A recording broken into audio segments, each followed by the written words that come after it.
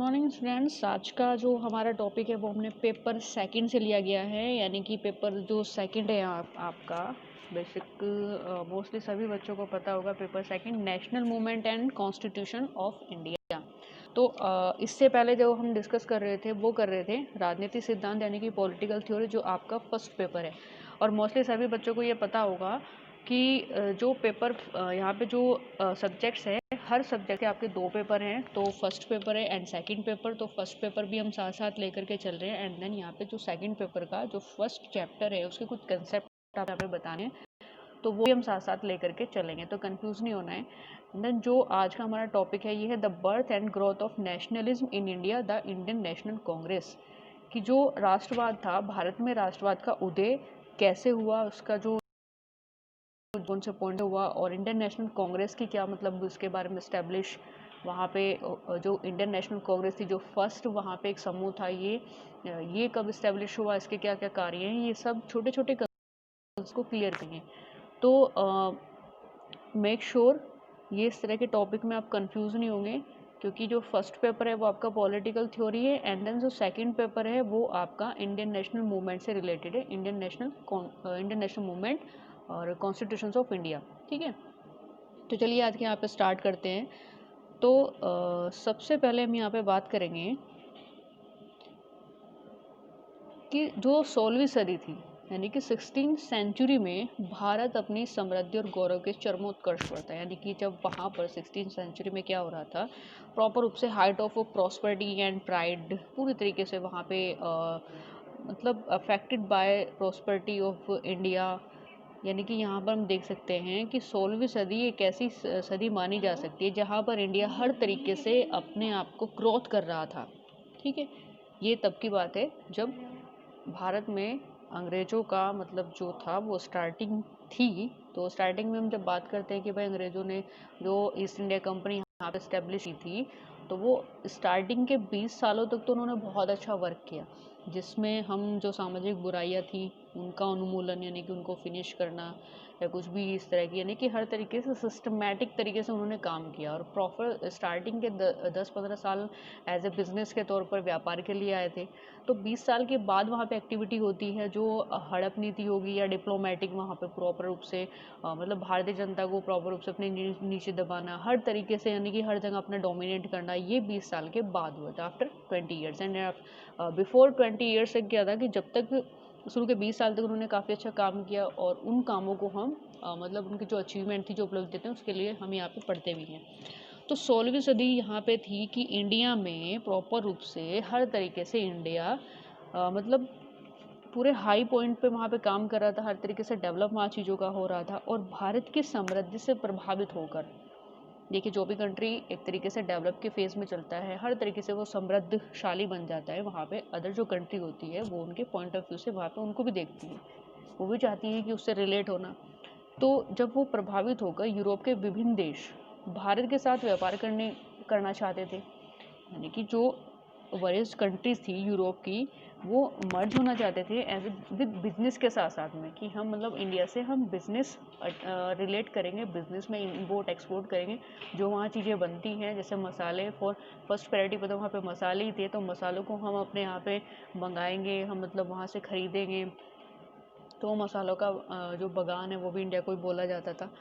तो स्टार्टिंग में जो उनका आना था इंडिया में, वो यही था कि भारत उन दिनों समृद्धिशाली बन रहा था। भारत काफ़ी, जिसको सोने की चिड़िया बोला जाता है, वो उस समय भारत था। तो वहाँ पे यूरोपियन कंट्री थे, स्पेशली जो ब्रिटिश गवर्नमेंट थी, वो बहुत वहाँ पे इफ़ेक्टिव हो गई उस चीज़ को देख करके, और उन्होंने कहा कि हम इनसे ट्रेड से रिलेट करेंगे, हम इसको व्यापार के साथ जुड़ेंगे इनके साथ में। तो लंदन के कुछ व्यापारियों ने भारत तथा पूर्वी देशों के साथ व्यापार करने के लिए ईस्ट इंडिया कंपनी की स्थापना की। और 31 दिसंबर 1600 को ब्रिटिश साम्राज्ञी एलिजाबेथ ने अंग्रेज व्यापारियों की इस कंपनी को भारत के साथ व्यापार करने के लिए एकाधिकार प्रदान कर दिया। यानी कि वहाँ पे स्टार्टिंग का क्या था उनका टारगेट, कि यही कि हमें इंडिया से ट्रेड के माध्यम से जुड़ना है।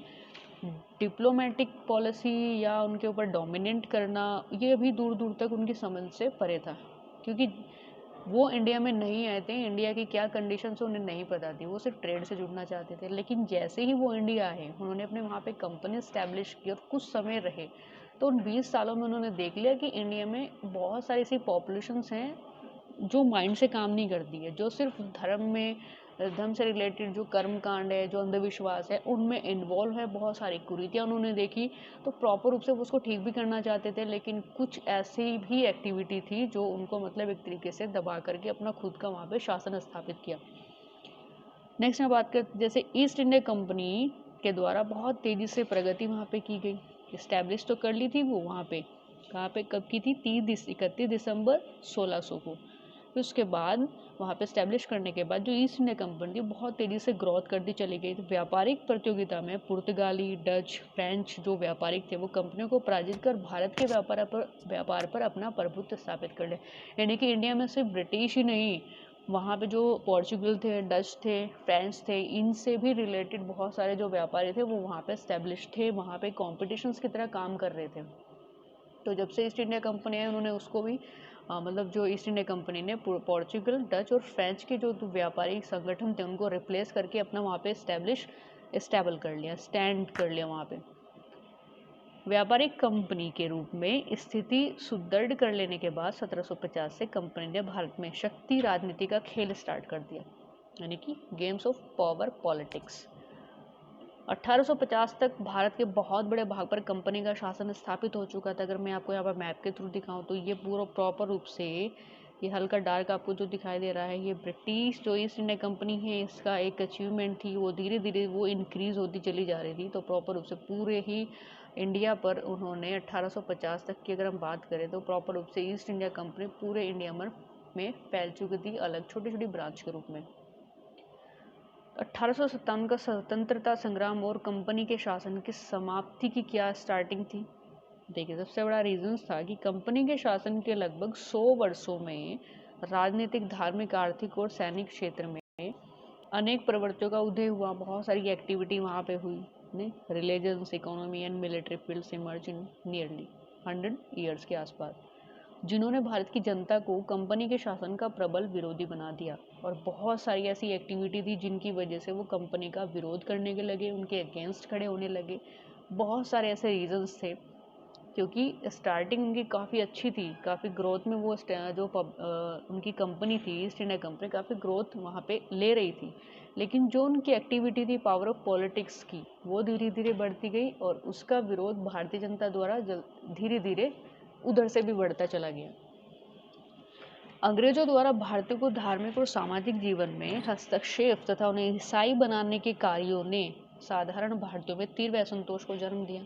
यानी कि ब्रिटिश क्या काम कर रहे थे? ट्रेड तो वो कर ही रहे थे, भारत को ट्रेड के माध्यम से लूट रहे थे, लेकिन इसके साथ साथ ही भारतीयों में रिलीजन से रिलेटेड, सोशल जो उनकी लाइफ है उससे रिलेटेड उसमें इंटरफेयर करने लगे और उनको कहने लगे कि आपके तो धर्म में बहुत ज़्यादा प्रॉब्लम्स है, आप उसको मतलब यहाँ पे कैसे हैंडल कर पाओगे? एक काम करो, आप अपना धर्म वो एक्सचेंज कर लो और ईसाई बन जाओ, यानी कि आप क्रिश्चियंस को अडोप्ट कर लो, आप क्रिश्चियंस बन जाओ। यहाँ पे इतना नहीं है, फ्रीडम है, ये रिलीजन्स फ्रीडम की तरह रहता है, यहाँ पर कोई इस तरह की कोई भी ऐसी प्रथा नहीं होगी।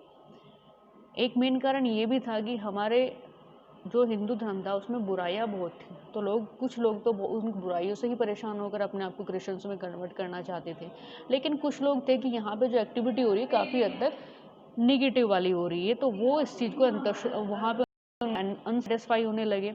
एंड देन फिर भारत के निरंतर आर्थिक शोषण से कृषक वर्ग, श्रमिक तथा व्यापारिक वर्ग, सभी वर्गों की स्थिति बहुत अधिक बुरी हो गई थी। कारण ये था कि वहाँ पे अगर हम सेना की बात करें तो इंडियंस को वहाँ पे सिर्फ और सिर्फ एक तरीके की झुंड में वो लोग रखते थे और पर्टिकुलर जो बड़ी हायर पोस्ट थी वहाँ पर वो उन लोगों को अपॉइंट नहीं करते थे, वहाँ पर भी भेदभाव होता था। एंड देन अगर वहाँ पे पेमेंट की बात करें तो इंडियंस को कम मिलता था और जो उनके ब्रिटिश थे उनको ज़्यादा मिलता था।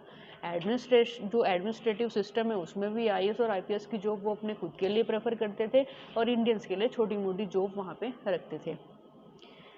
सैनिक क्षेत्र में भी सैनिक वर्ग के साथ भेदभाव किया जाता था। इससे भारतीय काफ़ी समय से असंतुष्ट है, यानी कि ये जो टाइम था अनसेटिस्फाई का, काफ़ी लंबे समय से चल रहा था, कोई नया नहीं था कि अभी मतलब एक्टिविटी देखी ईस्ट इंडिया कंपनी की, उनका डोमिनेंट देखा तो तभी से, ये बहुत समय से चल रहा था। क्योंकि उन्हीं जो कारतूस उन्हें दिए जा रहे थे उनको चिकना करने के लिए उसमें गाय या सूअर की चर्बी का इस्तेमाल किया जा रहा था, जो वो मुँह से उनको उसको मतलब चलाते थे। तो इस तरह की जो वहाँ पे एक्टिविटी की गई, प्रॉपर रूप से ये देखा जाता था कि वहाँ पे एक तरीके से एक बड़ा मूवमेंट धीरे धीरे तैयार हो रहा था ब्रिटिश जो कंपनी थी उनके खिलाफ। तो यहाँ पे हमने डिस्कस किया थोड़ा सा, एक बेसिक छोटे छोटे कंसेप्ट है, इस कंसेप्ट को और आगे भी हम कंटिन्यू करेंगे, लेकिन थोड़ा सा आपको बेसिक इन्फॉर्मेशन देनी थी जो फर्स्ट चैप्टर से रिलेटेड है, यानी कि आपका जो बर्थ हुआ था, growth of nationalism in India, कि भारत में राष्ट्रवाद का ग्रोथ क्यों हुआ था, किस वजह से हुआ था, ये थोड़ा सा आपको मतलब इसका एक प्लेटफॉर्म मैंने जो आपको बताया है। तो मेक श्योर एक इस तरह का जो टॉपिक था वो आपके समझ में आएगा। नेक्स्ट कंसेप्ट के लिए नेक्स्ट वीडियो में हम यहाँ पे डिस्कस करेंगे। Thank you.